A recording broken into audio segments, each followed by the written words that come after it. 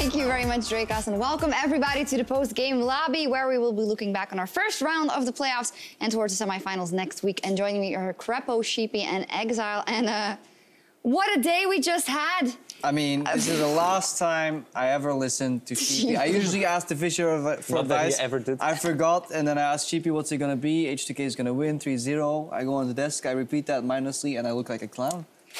Upsets are great, though, right? And we had a fantastic series, and we're going to start by taking a closer look at that, honestly, incredible performance we just saw on stage from Fnatic. They 3-0 swept today's favorites, H2K. You know, what was it? We heard from Soaz in a post-game interview. No adaptability out of H2K. Is that the TLDR, Sheepy? Yes, I think so. They were not able to deal with whatever Fnatic put up in those series very clearly. I mean, from the weird draft, but also the way that they played it, I think everything didn't look quite together. So, yeah, a little bit disappointed from H2K, but also Fnatic playing the now croned animal style. Tell us about the animal style, Yeah, what is this? Define it for me. The animal style is when they pick champions, you're not really sure about what they are doing, and then in combinations, you're also not very sure, and then suddenly they just get really good matchups and make really sick combos and taking fights that you thought you would win. I thought it was a style of fries, actually, but this is much more interesting. Exileh, Caps today. We had Caps versus Febiven. You talked about the fact that Caps is mechanically really gifted, but Febiven should have the upper hand. What happened today? I think that Caps is just much more comfortable on the champions that he's playing right now. Like we saw, LeBlanc is insane. Also the Aurelion Sol into Syndra, which doesn't seem like on paper like a really good matchup, but he managed to like get out ahead and provide more for his team than I thought he would, and this is really impressive. And I just want to touch on the animal side. I think it actually makes sense that you just... A lot of the times people condone to the meta, like they call them like meta slaves, where you just want to pick the best option and the best matchup on paper, but it may not be the best champion that you want to play, and it may not be as comfortable for you to then make flashy plays or forward plays. And I think that's what we saw in Fnatic. Like so many games, they were playing solo queues. Like Finley, pick me this champ, get me Aurelion Sol, get me Twitch, get me Camille support, and they went ham with it. Yeah, they went ham. But Sheepy, like, okay, obviously there is an argument to be made for comfort picks, especially if you're an absolute underdog, but yeah, of course we get the player of the series, Reckless, because he made it work, because we talk about adaptability, but when you get thrown a Twitch, a Vayne, and then obviously the Kennen, the Aurelion Sol at you, not a lot of people would have answers for that, I feel like. Or I feel that also this is a little bit result-based analysis. No, we never do that. Okay. what are you talking about? I feel that's the whole reason the meta exists, right? For example, Syndra Aurelion matchup. Like I would really like to go over the matchups just to see how it works, because I think if they bring this up against like SKT or whoever and play like weak lanes, so to say, that they should actually Well, I'm going to grant your wish, but a little bit later on. First, we're going to round up this portion and also take a look back at our first quarterfinal that we saw yesterday. Misfits, they advanced to the semifinals with a win over Splyce, and Splyce looked to be in the position Fnatic was in 2 games in, but then Misfits, they turned it all around. Yeah, I think a lot of it snowballed over power in the mid lane. Maybe you can say more about it, Exileh. Yeah, I think that definitely like the LeBlanc pick enabled a lot for Misfits, and yeah, Splyce went for Kennen 3 times and didn't look as good as today. They were setting it up for today. Yeah, it's just, I don't know, like after maybe the second Kennen game, they maybe should have, like they saw that it didn't work out too well, and like usually players lose confidence, but I guess they wanted to keep the pick up and still thought that it's good, so yeah. But Misfits played this out really well. I mean, Kobe tweeted about it. It was one of their strongest performing scrim picks, and it can also just be, it can be coincidence 3 games in a row where like a random roam from mid screws your early game plan, and maybe a misplay in lane messes up the pick, but in essence it could work. I really think we saw this, the strength of Kennen plus Shendo today in game 3, where you need that zone from the Shen W to keep the Kennen alive as he goes for his own ultimate, because he's not the AP Kennen. He needs time to ramp up in fights.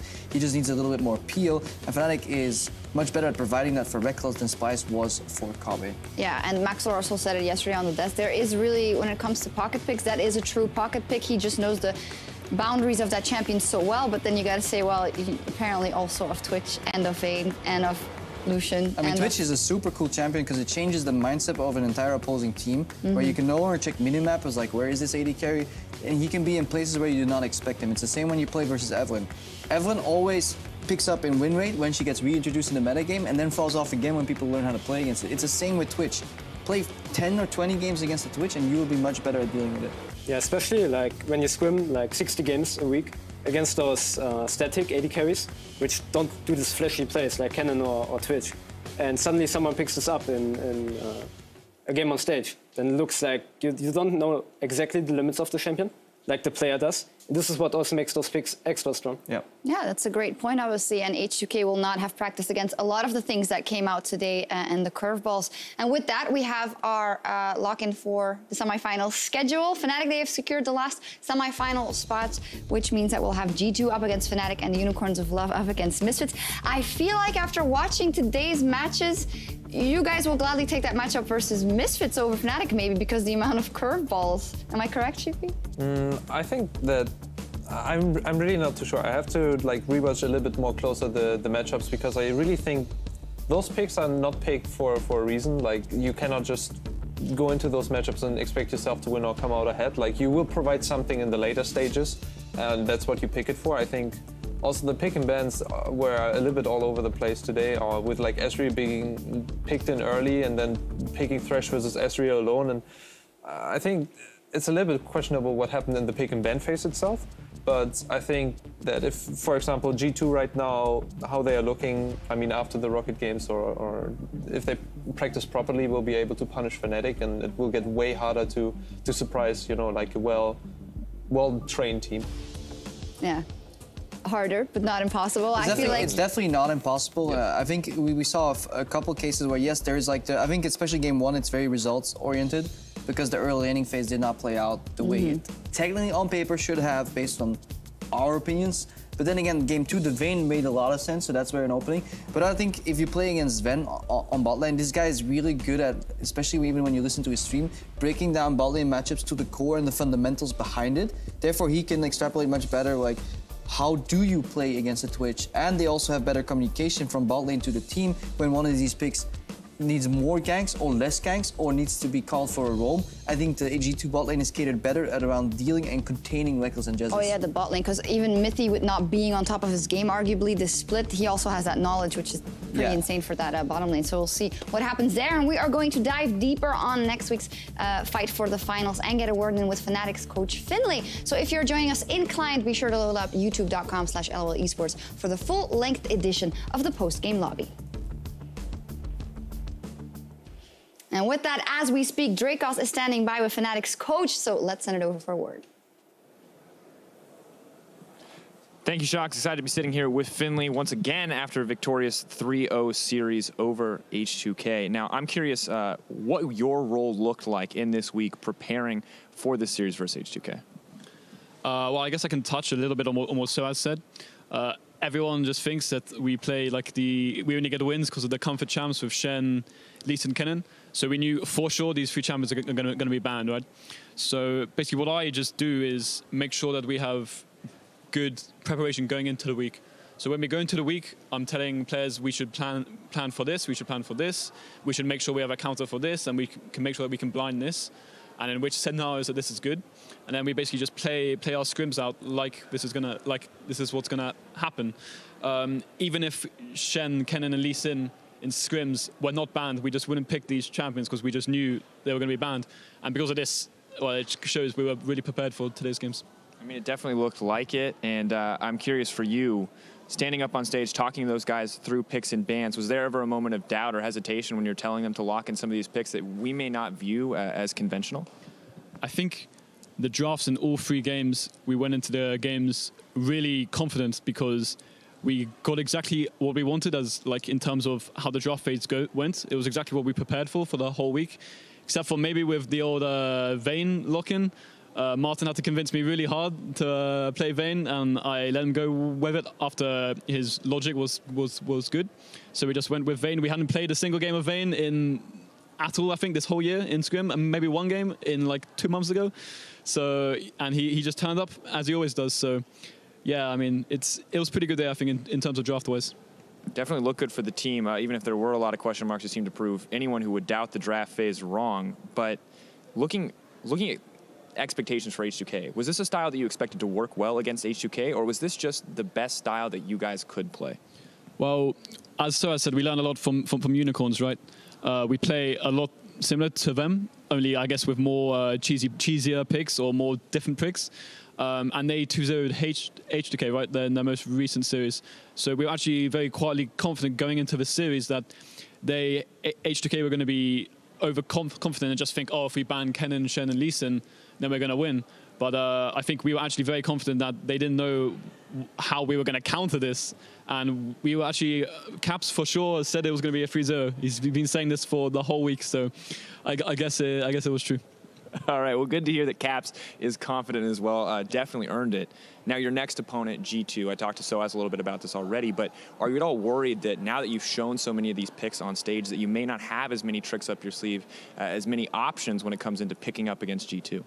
Well, they can't ban everything, right? You saw in Game 3, they were like, oh, we have to ban the LeBlanc and then Ryze. And they were like, okay, we're just going to play Shen and Kennen, and we're going to get a free win with Shen and Kennen. So I think what Prolly said was very incorrect when he said we're easier to prepare against than Roccat, because as we showed here, we're not an easy team to prepare against. We're going to first time stuff on stage. Like Soaz, he's known for first timing champions on stage. Martin just first time Twitch and Vayne on stage. So I don't think you can predict what we're going to do, and I think this gives us a huge advantage against G2.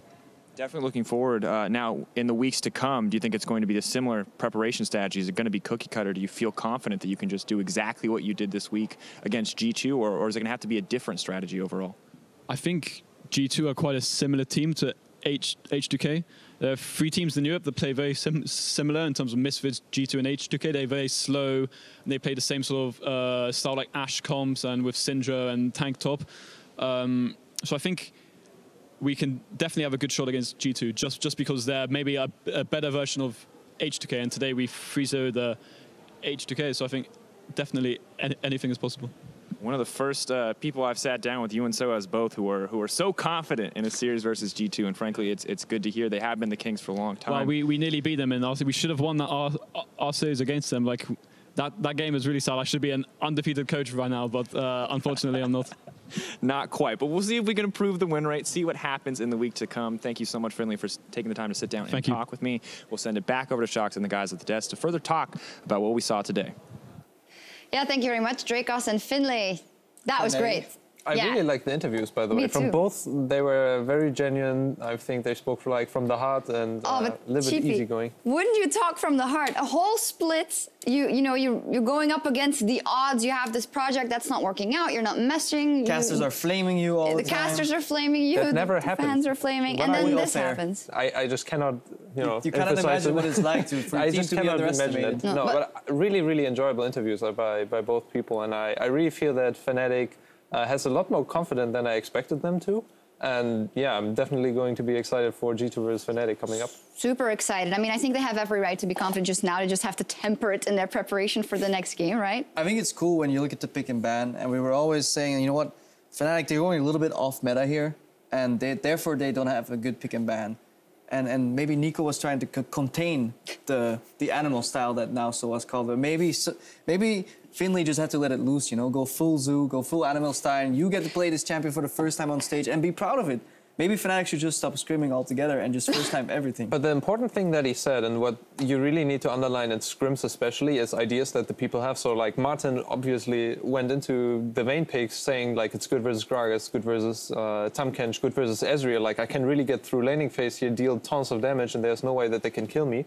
And there's really no like back answer from that, like this is a bad idea because this and this is not working. So I really think that they were just smart going into the pick and ban phase, and I'm really happy, that they let their players do what they think is best. I mean, you're sending a message to G2, obviously, and I love that Finley, he just not looked straight in the camera and said, well, they thought we were easier to prepare against, but we're not. We have this, and we did this, and we did this. He was overdoing it maybe a little bit, but fine. You can after a moment like that. I think you need the ability to bring great practice to the stage, but then also if you want to have the gusto to go for like a first-time pick on stage and your team can pull it off, definitely go for it. Like, the Vayne made so much sense, but I'm such a big fanboy of this Vayne pick. Like, I think it was super smart. I don't know why Reckless is not meeting the fans right now, but I just... He wasn't last week. Like, no, he wasn't. He's in the zone, right? From what we can understand, he's basically on shut-off mode where there's no interviews, no fan meets, focused on the game all the time. and just wants to take that approach to keep his mindset as like focused as he can.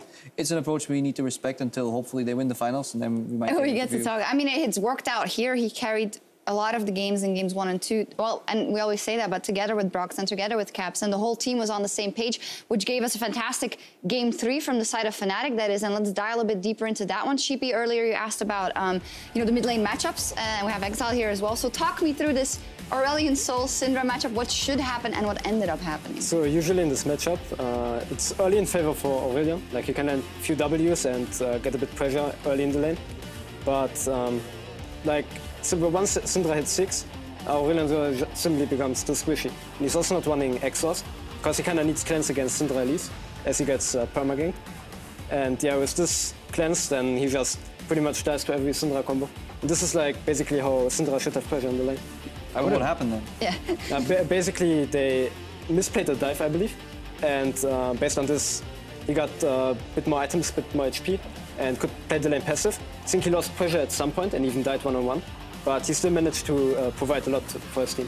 Yeah, I think so too. I would have really liked to have, the insight from Caps, what he was thinking when he picked up the matchup. Like, this is really interesting. He probably had like a good idea, like this champion pushes out first and then roams, or later on in team fights he's too tanky, or the ultimate outranges Syndra. Like, there's some ideas that you can like emphasize, or maybe the Q gets so large and it can outrange the Syndra or something. I would have really liked, that's like super interesting as a coach. You're looking into that. And maybe also as a viewer. So I'm happy, it ended up well. However, what we saw when he got one-on-one killed is something we should have seen more. And especially if the dive is successful, then the Aurelion soldiers, it's a totally different story. Yeah, and you also look at this game and they're 2-0 up. So whatever is a little advantage in a game like that just mentally turns into a huge momentum. They had the Shen also. They had Jess having a great series on Camille. The Kennen was out there finally. So yeah, everything was under a magnifying glass. Yeah, and also just you have that surprise effect. Like the most mid laners play against Aurelion Sol, I think, is just against a few one-tricks in solo queue. I don't think this is quite a meta champion. Yeah, exactly. Like, I don't think that Fableton, like in the past few weeks of scrims, he probably didn't even play against a single Aurelion Sol. And then you don't know the limits of the champion, as we spoke about it earlier. And the champion just has such a... Like, early you can freeze a bit with the pick, like his W is quite strong early, and some mid laners disrespect this and then get a bit out-traded. I think he even had a good trade this game, in early game. Level 1, he put like 4 W stacks. Yeah, exactly. And this is just, a good pick. And I mean, also, the mobility of the champion is like quite unique. Like, okay, with Talon coming in now, this is quite similar. But still, it's like hard to call when the champion roams. It's the same with Twitch, right? Like, in essence, you can always say, guys, Twitch is missing. But at one point, Twitch can show up bot, can show up a side lane. You don't know when to pressure out. The same way when you play with an Aurelion Sol, like, this guy can arrive in bot lane much faster than other mid laners. So you're used to a pattern where mid laner says, okay, this guy just disappeared from mid. In your mind, you have 10 seconds to still push out your lane and then walk back. Aurelion Sol could already be there, for example. So it's all these little things that you need to get used to. Same with if you play versus an Evelyn. You're so used to warding next to your lane. Well, it's useless when you're playing against a champion that can go invisible, so you need to start warding the camps. But to do that safely, you need to change the way you approach your wave control. It's all these little things that are contingent on what champion you play against, and that's why you scream exactly. If you play them versus new champions, you need to be either a really smart player or you will find yourself surprised. Yeah, and I think that's really the thing that people need to train the most is analytical ability and also correct mindset, being humble and respectful, because anything can beat you and you should be absolutely determined that you want to win this game so badly. So you need to invest every second you have to actually try to prepare. So if you're going forward into the game and you're seeing like a Twitch, you instantly need to think, okay, what's weaknesses, what is strength, how's the game going to be shaping?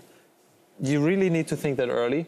Otherwise, you're going to be hit by a surprise, and one surprise can turn the game around. So, and that's also one thing that can win you the game as well. If you find one weakness, one crack. Is something like that made more difficult by the fact that obviously you have a Korean bot lane? So you, even though your communication is fine for any standard situation and you've gone through a lot already, this is a very unique situation, right? You get this unique pick that you have to all of a sudden as a team talk through and come up with a plan in a short period of time. It can just be like, yes, there's a language barrier there, but it can even be harder with certain players that have a harder time expressing certain concepts. You know, not everybody is as well spoken, even within European players, for example. But yeah, you need people that can think quick, and then you need coaching staff that always ask you the why the mistake happened, as opposed to like, I remember back in the day, people would open up a replay and it's like, yeah, but if you aimed your cue a little bit more to the left, you would have hit him, right? But that is not what you guys focus on in replays, I imagine. We're asking less why, because why is very judgmental. It like means an opinion from you. Like why would you do this? Is, you know. But what went wrong here? I mean, it's more like how. Like how does it interact? What did you think about it? Like what are your thoughts process? Because mostly when I ask a player, I just, you know, like kind of as a viewer, you're trained to be judgmental like very quickly because you want to have an opinion. As a human. As a human as well, like into any, as a caster especially. And then you're just saying this is bad. But mostly, if I you know, be humble and then listen to the people, then I always feel like I played around this minion dying, reaching level 5, dangerous game, something like this, and I'm like, holy crap, you know, that's such a smart play. I couldn't have thought of this. So this is really where you should just ask after every scrim and nurture this kind of analytical ability. What do they think about? And try to refine that so that people always go into the mindset, always in pick and bans, know what is super, super successful for them and can apply that in game and win. I mean, how H2K must be feeling right now is like really, really bad for them. And I think that will shape them also in the future to be more focused on the success. Yeah, I think it's very interesting to listen how you guys approach these problems, or should I say opportunities that haven't presented themselves yet. I think it's very good to get that insight. And would you say that's also, if you look at a player that you possibly want to join your team in the past or whatnot, or is that part of kind of the qualities that you want from a player, not only the mechanical ability or whatnot, but how, as an attitude, he can shape within the team? Yes, I think it's both. Like, he shapes the team and the team shapes him. The stronger your personality is, the more it likes going to paint onto him. So for us, after our experience and having people that really know what they want in life, I think it just goes really easy to implement somebody and say, we want to really win, and this is like the reason we are here. And everything that provides towards this and like we will have happen. And we will make sure that this is something you want, because this is this is kind of the reason we are together as a team, and that really fits together. Good intrinsical values, and you guys are #1 in Group B. And I just want to go back to week 8, where you guys beat H2K 2-0. H2K then came out and say, well, this was obviously an off day for us, it didn't work. And we then said, possibly this is a very expensive off day because you could be giving up your bye and your first place to the Unicorns of Love. And lo and behold, they find themselves in the quarterfinals as absolutely favorites versus Fnatic, and now lose 0-3. So let's talk a bit about that, because it's all sunshine and rainbows for Fnatic right now. But how hard will this influence the players of H2K? What in the end went wrong here outside of picks and bans? I mean, can you even make any assertions? I mean, if you look at H2K over the years, they've always had issues with late game team fighting and also with kind of tunneling on calls. There was no late games, though. Yeah, well, there was no late games. But like, there have been persistent issues that H2K as a team over multiple rosters have always like came back to. So maybe some of the core members are failing there, or there is no system in place to fix that. And that is definitely an issue. I think also, like, if you look at each game, basically, like every lane from Fnatic almost always won, actually, like in every game. And like, even if they had like losing matchups, right, they just played around it, like in the first game bottom lane, or even in the LeBlanc game, they just played around mid lane. And yeah, this was just, they know their strengths, they know their weaknesses, they just play around it. Maybe they just see the opportunity in game as well, and they like capitalize on this. And this is like really nice to see. And also the fact that H2K didn't really like adapt in the game. I mean, we also saw, for instance, the move in the first game where they got like the mid lane turret based on like super good macro where they hide in the pink ward. Like, this is stuff that not many people do, actually, because it's like a bit fishy to do. But yeah, like if you can pull this off and if you can think about it while you like in the game, then this is like an insane advantage that you can get. Yeah. I think just to answer the question for H2K right now, I mean, I don't know too well the players and the coach, like, since we're not talking so much. I know, for example, the owner, Susan, and, you know, they're all really, really great people. And I guess this is like really hard on them, the loss, because now they have like kind of forced vacation as well, and they're gonna see all the top teams, and this is also something that's gonna be embedded in your brain. So, and I would really like to hear like the side from H2K. So maybe if there's like any kind of interviews, just to see, you know, what their thoughts are, because, you know, benefit of the doubt, it's really easy to be like judgmental here, but maybe they had really good ideas and we're just not able to translate them on stage. But from our point of view, I really agree from Exileh. There was a lot going wrong. Lanes were not winning, and in the end, the team cohesion wasn't there. Yeah, that's maybe the biggest thing, right? That those lanes aren't winning, because usually not that the bot lane was a super favorite, but they lose lanes that were very hard. Yeah, it brings up an interesting debate where if you're a team that practices a lot, you can practice routines. Like say there is a correct way to lane swap, you can practice that 20 times and you will know how it goes. But if you never get to practice the why and the concepts behind it, the second the lane swap meta changes, you have to practice 20 times again. But if you can teach a team the why and the concept behind it, maybe you can only need 3 scrims for that, you know? And I think that's the same thing. I think bot lane is the same as a concept, but like you never know what exactly went wrong. Maybe somebody choked on stage, you got a little nervous. Maybe there was a communication breakdown. It only takes one bad call to ruin everything. If suddenly you're on stage, you're not in your comfort zone, you talk a little bit less, which means the information doesn't flow to your jungler doesn't flow back to you, and it all breaks down. There's a whole myriad of reasons of what could have happened. Yep, and it all came together for Fnatic. So our big question here is their next opponent, G2. So as in Finlay alluded to it, well, we should have beat them last time. Yeah, but you didn't. And now you're going up against in a semi-final. Did we see enough of the playoff buff? Did this 3 games give us enough confidence to say that there's a real chance here for Fnatic to beat G2? I think that I would definitely like to see more from Fnatic. Like those games today were like super exciting. Yeah. Also the picks they had were like, yeah, really crazy picks. I think they, like if they play like today, then yeah, they have a shot against G2. Like also the G2 that we saw like against Rocket didn't look that like impressive, like the G2 from before, which was like really solid and always consistent. But yeah, I think that Fnatic has a good chance. Maybe let's quickly run down the lanes. Very quickly. I mean, this could take a while, but we got time. Very quickly. Xpex versus SOAS. You can go first. Oh, well, what an interesting lane. The problem is we don't know. Like, we had all this analysis based on, like, trends, and we looked at it versus Fnatic and H2K. Trends-based analysis. And we were like, okay, H2K top favorite. Now Fnatic come out swinging, and you're like, G2's supposed to be smarter, but, like, I don't know. I was dead wrong. It swung, we know nothing. The total opposite. We wouldn't know until we see what they play. What we do know is Fnatic can't get outbanned with only 3 bans. And even if you hit a certain player in the second ban phase, he will whip out a Vayne.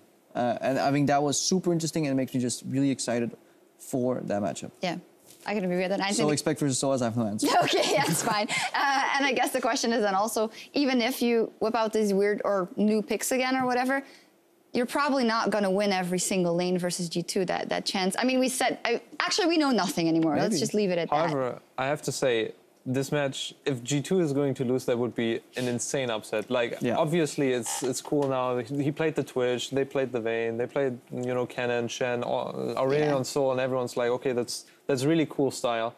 But really, G2 is kind of the wall that they have to overcome. And because they're the team that practices the why, right? They're so smart usually. I think that they are smart because a lot of stuff when we are scrimming against them and how they use wave control and how they are aware of things that are happening and actually, you know, reacting to them properly, it's really, really cool. Like the game becomes so exciting, and especially for us who's like investing all the time, this is fun. So yeah, I mean, against Rocket they didn't seem too strong, but I would still consider G2 really strong and would be a big upset. It's also like when you know the why is something like, why do you do something in the game? Then basically you can also adapt way better because then you know exactly what you want in the game. And okay, they pick a different champion, but you still know how to get it. Like, because every champion has in some way weaknesses. And I think that G2 is way better at this than H2K. Also think that, especially like in the series, I felt like Caps was dominating Fabian a bit, like in the mid lane, in almost every game except the third one, which was a tough matchup. And I think that Perks is, regarding to this, he can like contain Caps way better.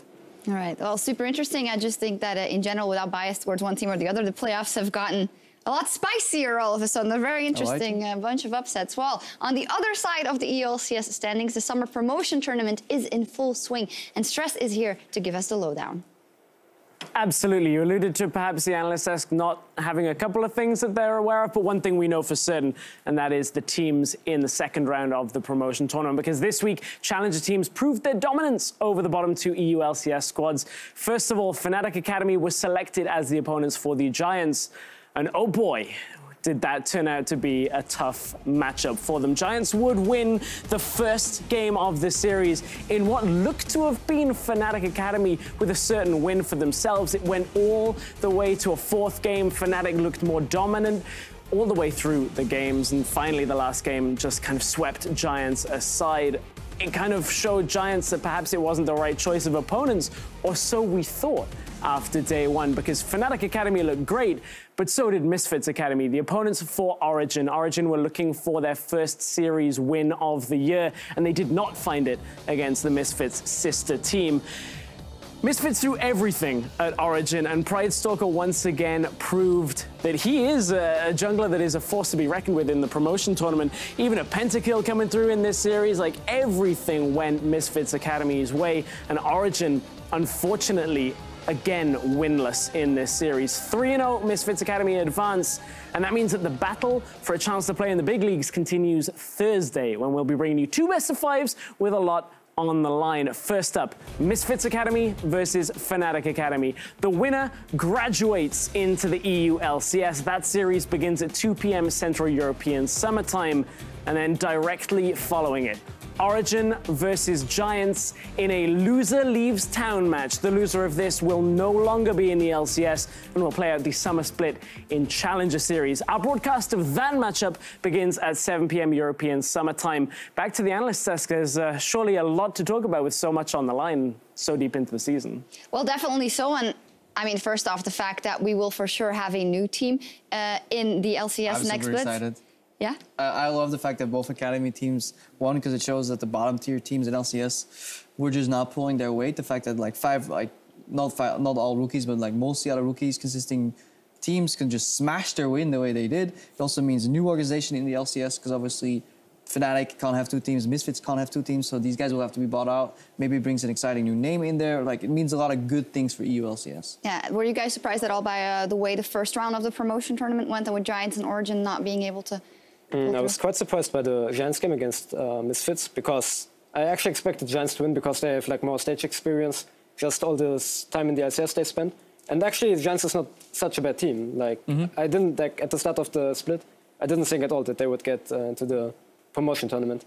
But yeah, I was quite surprised. Misfits Academy is actually playing really well, so they definitely deserve it if they make it. Yeah, and Giants also selected Fnatic Academy. They kind of sealed their own fate there, which was unlucky. We'll see what happens. Very excited to see how those matches play out, and also excited for the rest of our playoffs. Remember to tune in for our first semifinal series next Saturday. G2 is the new challenge for a Fnatic team on a roll, and that series begins at 5 p.m. Central European Summertime, followed by the Unicorns of Love, Animal Style versus the Misfits the next day. And, well, it's about time. We had you guys on the desk here, but we haven't seen Unicorns in a while. Are you guys anxious to get to your playoff run?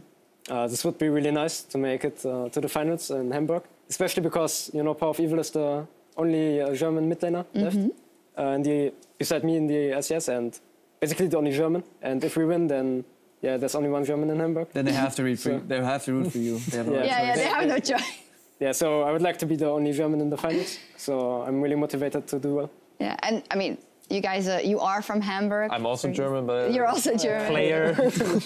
No, but it's all for you. It just has a lot of emotional momentum I'm absolutely amazed that I can go to Hamburg. I mean, I'm coming from there. All my friends are coming there. We have like 17 people we know. We have like a VIP launch, and it's amazing. I'm really looking forward. You know what? I really like that. We'll definitely get you tickets for the show. Yes, you can sit in the crowd then. They can play the third place match also. Huh? They could play the third place match. They're going either way. Yeah, going actually, we have to go either way. Yeah. So Burn there goes my burn. All right, burn failed. Let's wrap it up. All right, and on the other side of the Atlantic, the second quarterfinal series in the NALCS between FlyQuest and CLG is just a few minutes away, actually, 25, 24. You want a little prediction in there, or will the FlyQuest hype train? The FlyQuest hype train has been running on a fuel a little bit. No, I'm... Obviously. I guess I can be biased because it's NALCS and not European LCS, so I would love to see Aframu shock all at home one more time. Right. Have you guys been watching a lot of it, or been able to watch a lot of it? I haven't watched too much NALCS, like more focused on SEK and EU. But I think that overall, from what I've seen, I think that CLG is going to take it. I think so too. I think FlyQuest really showed a lot in the early stages, with surprise picks, and played like different styles. But I think now it's kind of slowed down, and CLG really seems to be the stronger team. But Sheepy, who takes the EU playoffs? there's only one team I can root for. So yes, I think we have a really good shot. But you know, it's so exciting, and after today, you know, anything can happen. I mean, if you talk about the stars or the unicorns lining up, getting to go to Hamburg in front of that unicorn home crowd, because that's in the end where the organization also is born. This is a, you know, this is a unique chance, I would say, and you guys have a great lineup. But dreaming is dangerous. Yes, we will focus on practicing hard every day, every moment, and then be ready for hopefully the finals or for now the semifinals. All right, well, dreaming is dangerous, but I get to be on the desk with awesome people, which is a dream come true every day. Time for us to log off for the night. Thank you, guys. Can, you know, repay, also say, yeah, it's also nice to, no. All right, okay. I mean, yes, you can dream about me, if that's what you're saying. All right, remember, you guys, that we are raising the stakes next week with the semifinals starting on Saturday. We will see you then. Have a great night and great dreams. It is Fnatic versus H2K for a spot in the semi-finals, for a shot at Hamburg. Ladies and gentlemen, put your hands together for Fnatic versus H2K. Now Fnatic want more. Yeah, Fnatic say, screw the Baron, we want the base. Jesus dashes in with that hook shot, turns the attention onto Odo. He gets sent packing, and Reckless sends him to the pit. That's a flash forward for Broxa. That's H2K, they're ace, and the base is being destroyed too. Jesus is putting damage onto Featherfin. They're keeping the H2K members busy as the Nexus is the focus. Fnatic with a few more auto attacks. They're striking first against H2K in the quarterfinals. So, Vayne is locked in. Twitch, for the first time this split. Vayne now locked in for Reckless as well. Is this Vayne spotting, or is this Fnatic spotting? Can they do it again? Overload into Rune Prison, connects with another overload. Soaz is body blocked. Oh! The blast code! Oh my God! First blood to Caps. Soaz is already out of the fight. Rune Prison onto Featherfin. That's a double kill for Reckless. He continues to chase. Huge heal from the Summoner spell, and Caps gets the third. Here comes Reckless. He flashes in aggressively. Featherfin's the target, but Soaz gets the kill. A condemn onto Odoamne. Drops him as well. Fnatic in a 5-on-3. They're setting their sights on the base. Get rickety Reckless as Fnatic 5 more kills. It's 12-6. The Nexus is down. One more win secures a spot in the semi-finals. Is this the last game of the quarterfinals? Will Fnatic stun the world and go 3-0? H2K hard to kill up until today. Fnatic don't care. 2-0 up as we load up for game 3. You can jump, Swallow. If you want to go, I can jump. Let's go. I got him. How much of it? And Caps with the voice of light picks up what is a solo kill. Broxa jumps onto Che for the second of the fight. The double in the exchange. Baron empowered minions, and Broxa will help knock down the second Nexus turret. Fnatic looking at 3-0. H2K, the former Kings Fnatic, are coming for the crown. Nice, guys. Nice. Holy shit. We did it, guys. I love you guys. And look at my friends and family, they're all here. Oh, feels nice.